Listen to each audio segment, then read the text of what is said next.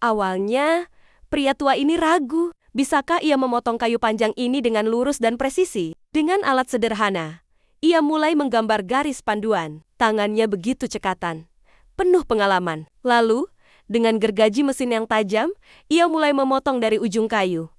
Perlahan tapi pasti, setiap gerakan begitu terukur. Debu kayu berterbangan, suara gergaji memenuhi udara. Dan lihat hasilnya, potongan kayu yang lurus sempurna, presisi luar biasa. Bukti bahwa pengalaman dan ketelitian bisa mengalahkan segala keraguan.